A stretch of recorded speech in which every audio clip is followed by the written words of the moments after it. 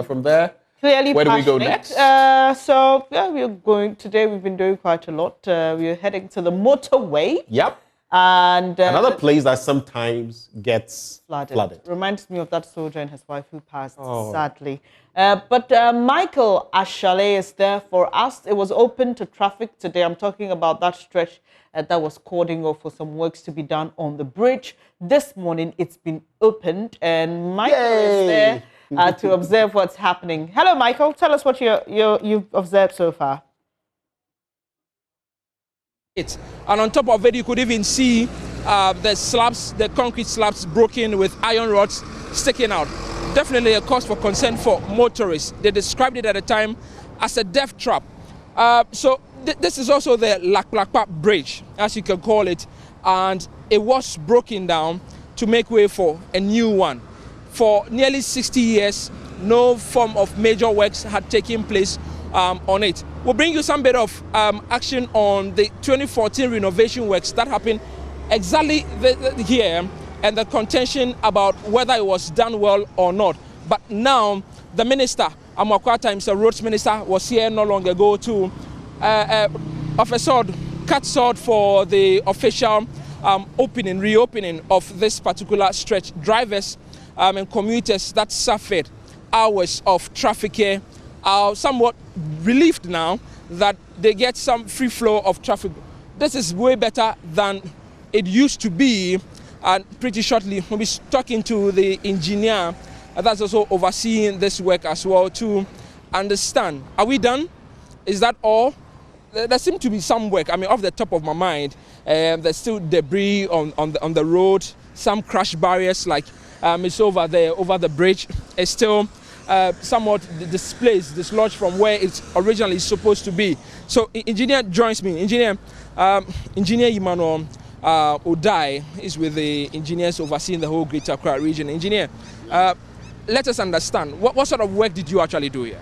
Actually, like you rightly said, one component of the deck got distressed, and which will result in collapsing, and so we find it prudent to quickly come in to put in an intervention, and that's exactly what we have done. Great. So let me ask about the concrete. Now that's the conversation right now. That is it fully cured? Can we trust it to last just as long as what people call the Kwame Nkrumah motorway? Yeah, I mean basically concrete undergoes the curing process, and it can be hastened, and that's the hastening process by adding an additive. And then the additive is what we've added to allow the curing process to hasten.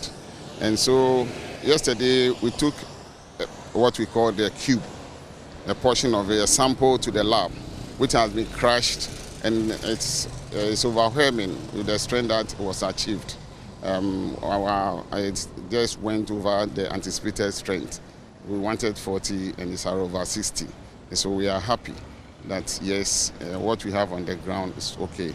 And apart from that, we have to increase the reinforcement. Past it was 12 mm reinforcement that was used, but now we have to go 16. And then the spacing, we have to reduce it.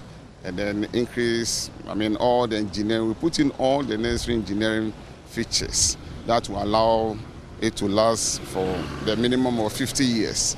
So what we are seeing now, and then the curing process, the strengthening, is a process. It doesn't end. Once water goes into it, concrete is happy when it gets water. To allow the hydration. You see, it dehydrates when it doesn't get the water. So once it's getting the water, it means the hydration process is going. But after 28 days, the hydration process the strengthening is insignificant. So once we have been able to bring the 28 days to 24 hours, it means what strength gain that we'll be getting now is insignificant. Because we are over 99% strength gain, which for us, it is okay to open to traffic. So ordinarily, concrete work without any additive would have taken somewhere 28 days. Yeah, 21 days, but 28 days to fully harden. That's achieving the full strength. You've done that in, say, 48 hours? Yes. Because you added... It's 24 hours. 24 hours, because you added some special components to it. Yes, exactly. But of course, it comes with cost.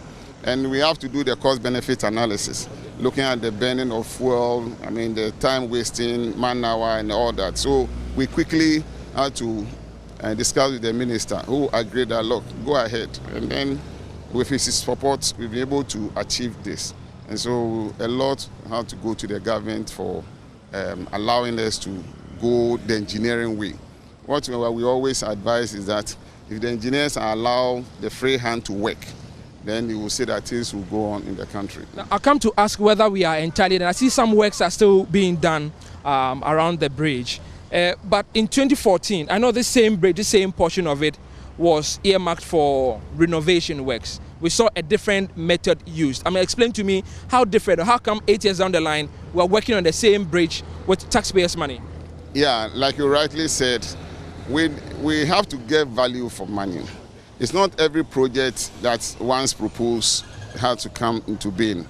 And you have to look at your past and look at the conditions. Past governments have gone through a lot of negotiations. Concrete is very, very expensive. It is about 10 times the cost of what we do ordinarily with the bitumen. We call it the rigid pavement. And depending on the thickness that you are going, and then the loading effect. So it comes with a lot of cost. So now, because at the time we were anticipating that we will get a good negotiation to go through, and so why would you like to do something like this, which will take a very long time, and then we put in all the necessary costs. So we came in with an improvised one, which is equally good, by putting the steel deck, which we did. And then it has overlived its period, and we kept monitoring it. So when we saw the danger, we quickly had to come in. So that is what it is. So now the danger is averted? It's averted, highly averted. And now people should be reassured that you are very safe on the road. There are other things that need to be done. But because, again, like I rightly told you earlier, we can put the 30 minutes concrete. But it's very, very expensive. You can't imagine putting about 50 million now to patch the portals. I mean, where we get 30 minutes, then it's cured. 30 minutes is cured. But about 50 million Ghana cedis minimum to do the whole of the motorway. That is, if we are just patching of the portal, using the 30, where we will not go through this stress. Okay. Because if you want to patch even a small portal, because of safety, you have to block all the road. You understand? So it is very, very stressful. However, because now they are getting alternative routes, if they are able to go through quickly, then maybe we'll also find a way to come in the evenings and then do some of these things. But like I said, it comes with cost. And then so you look at how soon this is coming on board, where the minister has assured us that within the next 2 months, now as we are talking about August, they will cut salt. Why would we go and push a lot? Yes, sometimes we have to weigh about the lives of the people, and then that's, or some interventions are put in. Cut short for what? The expansion of the motorway? Yes, exactly so. The rehabilitation of the whole motorway. Okay. That's what they're doing. And that rehabilitation, just to understand, involves what? It's not the expansion to the 6-lane road, but rather to patch the potholes? No. It's the total rehabilitation. Okay. I'm not saying the maintenance. Okay. It's not partial reconstruction, but it's the total reconstruction. We're going to widen the road and all that. Great. Now let's talk about the other works that you have to do here. What other works are there? What exactly are they doing now? Currently, we have to remove all the damaged crash barriers. We have contracted the contractor. It's part of the package to put crash barriers around so that because of safety, all these debris need to be collected so that to allow the free flow of water. So basically, that is the remaining ancillary works that needs to be done.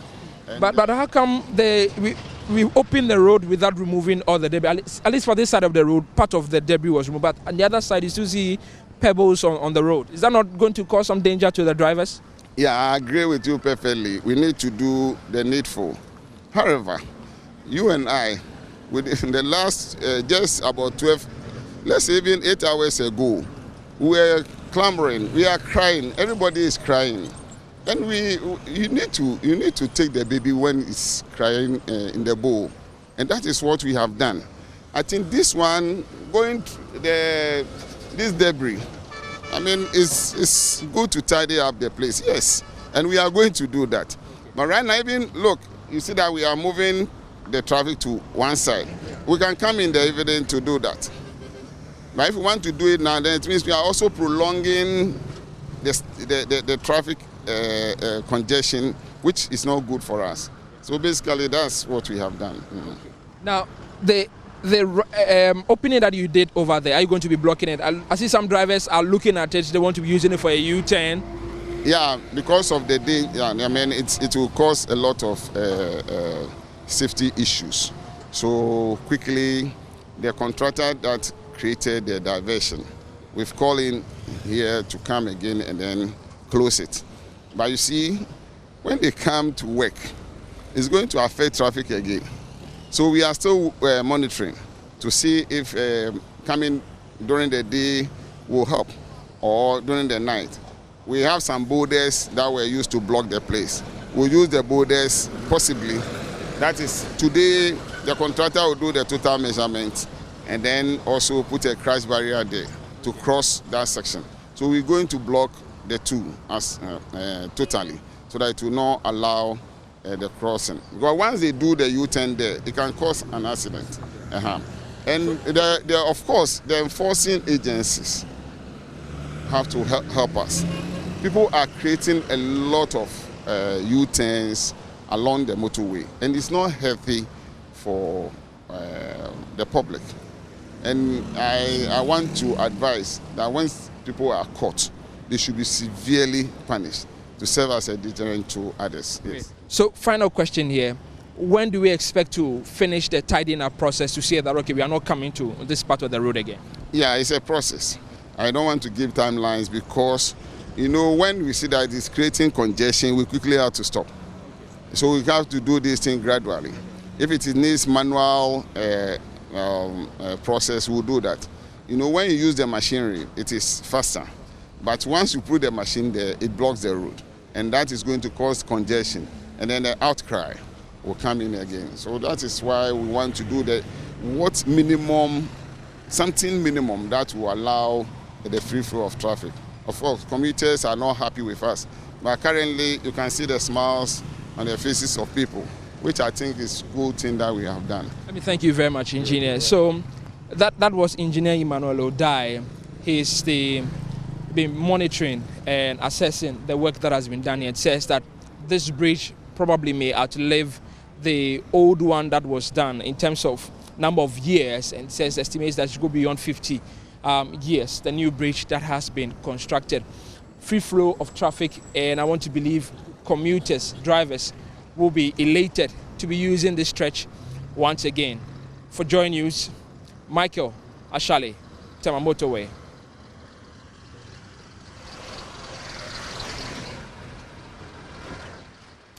All right, so our colleague Michael Ashale there giving us the breakdown, the latest, and Bernice? Yes. It's done. Yes, and they can get back on the stretch. The messages I got from people who reside in Tema or come from the Tema area. I mean, whether you're in Tema proper or you're going towards B5 Dawenya, Prum Prum. And there was a time I used to use that circuit. I can assure you, if you get stuck in that kind of traffic, it's maddening. It's not pleasant, yeah. It's maddening. And it reminds me of the caller we had the first day we discussed this issue, King, suggesting that the work would have been done in the night. And clarifying. And that's something as well. So I'm sure everybody is at ease now, but there are a couple of more works to be done, and so we expect that will be done soon.